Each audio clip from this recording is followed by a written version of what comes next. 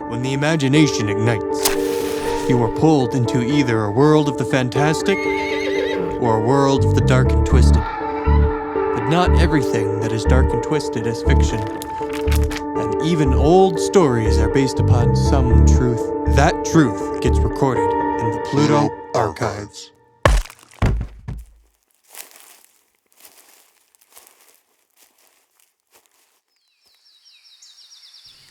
I awoke confused, with the wind blowing my hair into my face.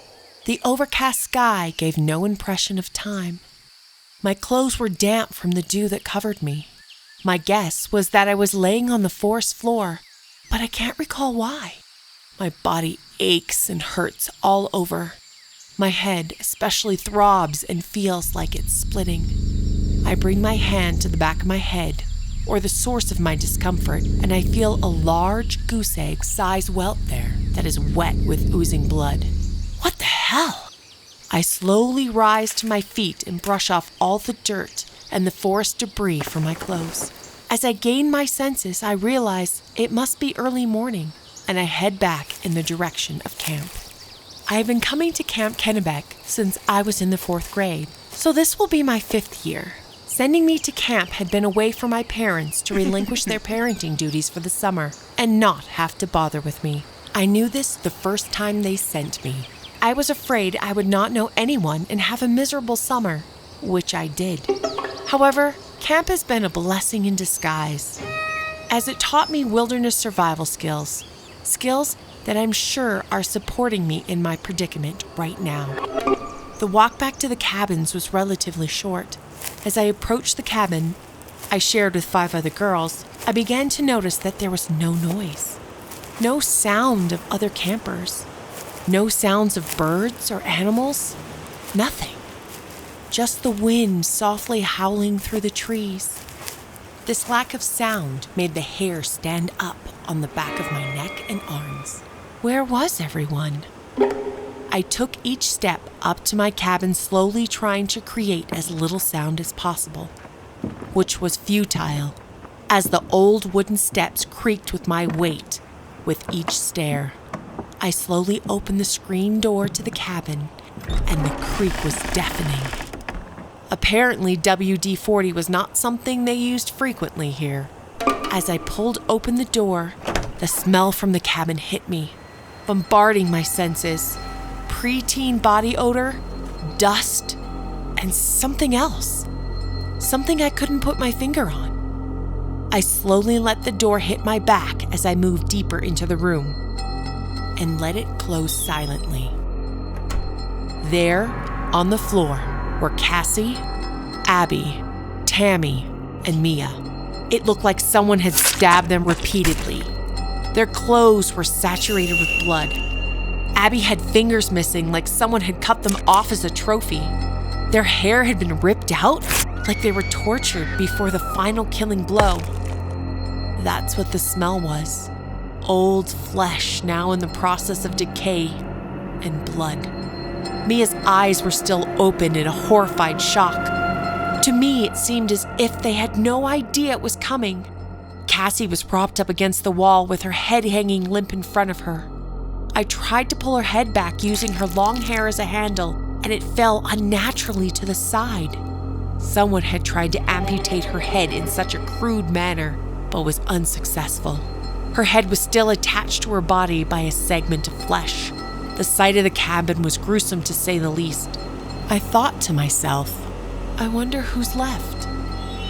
I left the cabin the same way I entered it, slowly, with heightened senses as to minimize the noise. 4 of my cabin mates were dead, and who knows about the rest of the camp. My goal was to find who was left alive, if anyone. Camp Kennebec was not huge, with only about 50 occupants in total that included the counselors, campers, and staff. Also, since this was the last week of the season, a lot of campers had already left to go home. I, of course, was one of the last to leave. My parents liked their summer freedom and would pick me up on the last day. At least they didn't forget to come and get me like some kids I'd seen. The counselors would drive them home as they closed up the camp. Because of the small occupancy, I started to check every cabin methodically. Maybe someone was alive and hiding. Hopefully they would reveal themselves when they saw me. There were 3 sets of cabins.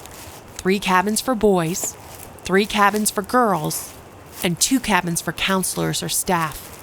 I made my way to the closest cabin and tried as silently as possible to climb the creaky stairs and entered it.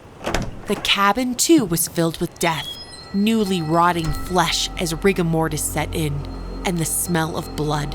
I quickly looked around and under the beds to ensure that it was empty as I moved to the other cabins. Every cabin I entered portrayed the same scene: dead, tortured campers or counselors. It looked like a slaughterhouse. Some had missing appendages. Some had pieces of their scalp missing. Others had no hair, as if they'd been sheared like sheep. It appeared that no one had put up a fight, that they had just let someone do this to them. Most died with a look of surprise, shock, or pain on their faces. Out of 8 cabins, there was no one hiding. It appeared that everyone that had been sleeping had been murdered, campers and counselors alike. It was then I decided to check the mess hall. It was a large cabin where we ate, put on stupid plays, and did arts and crafts when the weather kept us in from outdoor activities. It was the multi-purpose room of the camp. With 4 of my bunkmates dead, I realized that Jenny was missing. She must be alive and hiding, but I had already checked all the cabins. I crept up to the mess hall, trying to stay in the shadows. Thankfully, the sun was not blazing and that the overcast was keeping me somewhat sheltered and concealed. I subconsciously touched the back of my head and realized that the oozing had ceased. There are 2 entrances into the mess hall at each end. I entered the one closest to me. To my surprise, this door did not creak. The room seemed larger with no occupants. I glanced around, noting any places that would make good hiding spots. Fortunately, hiding was not prime real estate in this room, as it was a complete square with no alcoves. You could see under all the tables from every vantage point. However, attached to the room was a galley kitchen. This area could definitely provide more than one place for hiding. I crouched down and softly crept to the food service window opening and peeked up over the counter. Everything in my view was devoid of people. Next, I slipped through the swinging doors that allowed easy access to the kitchen while it offered some concealment, and listened. I could not hear any breathing or movement. The last thing I checked in the kitchen was the walk-in freezer. As I clicked the door open and peered inside, I saw the forever frozen look of terror on the cook's face. Her head had been completely severed from her missing body, and it sat on the shelf waiting to challenge the stare of anyone that dared to enter. With the mess hall being thoroughly searched, there could only be one last place to find the missing person.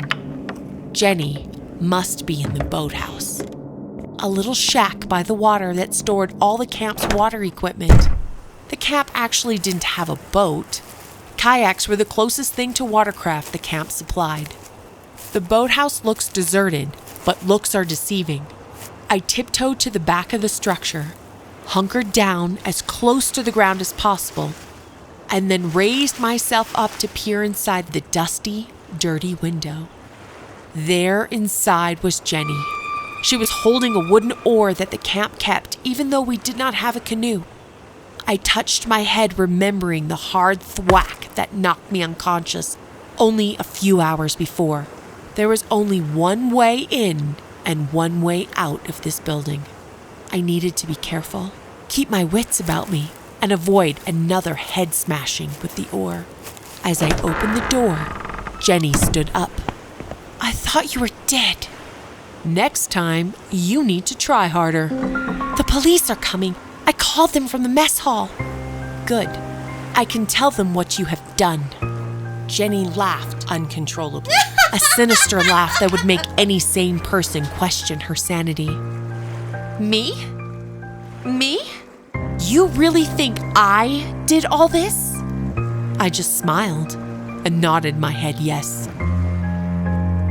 "I watched you through the screen door. as you stabbed Mia repeatedly, while you cut off Abby's fingers and tried to saw through Cassie's head. Yes, that was a mistake. My knife was not long enough. Why? Why did you do it? We were friends. We were your friends. Were you, though? You don't think that I could hear you laugh about my clothes? About my hair? But how my parents evidently didn't love me because they would leave me here all season? How you have made fun of me to the boys that I was a loser and that you just tolerated me and let me follow you out of pity? Jenny's face paled at the confession. A person can only take so much abuse before they fight back. I had been planning this all year. I knew my parents were going to send me here for another summer. So I had been stealing sleeping pills from my mother, just a few a week or so, as to not arouse suspicion. By March, I had enough sedatives to put the whole camp into a slumber, but not kill anyone. No, the killing was to be my pleasure. I volunteered to help with the last dinner before today's departures. Cook always makes the best dessert on the last night, and no one refuses. I added the sedative to individual servings, leaving out mine, of course, and waited until everyone decided to retire to their beds. Before I left the mess hall, I gutted the cook with her own butcher knife and used it to chop off her head. I then pushed her fallen corpse under the counter and placed her head in the freezer. Then I started with our cabin. It was so easy as everyone was drugged. They could hardly fight. Hell, they could hardly keep their eyes open until they realized they were going to die. I took my time torturing them. If they started to fall asleep, I would cut them until they bled and their eyes opened. I wanted them to know who was inflicting their pain. I wanted them to know that it was me that was taking their life. With every cut, I made my soul heal up just a little bit. This was an ingenious revenge plan, and you are the perfect ending. Jenny looked like a mouse caught in a trap. Her eyes darted back and forth, searching for a way out, an escape from this hell, but there was none. You should have killed me, Jenny, when you knocked me unconscious. You should have taken the knife I carried and stabbed me through the heart. You should have known that only one person would survive this night, and the odds were not in your favor. Any hope that Jenny had left her face at those words. She did in fact realize that she was fighting a losing battle. She did not have it in her to kill someone in cold blood, let alone murder someone in self-defense. She had thought about killing Michelle when she had used the oar to knock her unconscious in the woods. She was hoping that she could call the police and they would arrive before Michelle had awoken. To be honest, she had hoped she had hit the other girl so hard that she caused a traumatic brain injury, but not really kill her. However, the 911 dispatcher originally thought it was a prank call and did not take her seriously. Jenny had to cry to make the operator realize that she was not kidding. She could only guess that the delayed arrival of the police was due to the same disbelief. Honestly, she did not even know if they were coming at all. In her musings, she did not realize that Michelle was behind her with a knife until she felt the blade at her throat. Before she could say another word, Michelle pulled the knife hard and fast, slicing her flesh and silencing her forever. As the life was leaving her body, the last thing that Jenny heard was the sound of sirens heading toward the camp. If you have enjoyed our podcast, please let us know by liking, subscribing, and telling all your friends. See you next time on the Pluto Archives. This story was written by A.D. Morris, narrated by Azure M., produced and directed by Noah J. Morris. This has been a Puka production.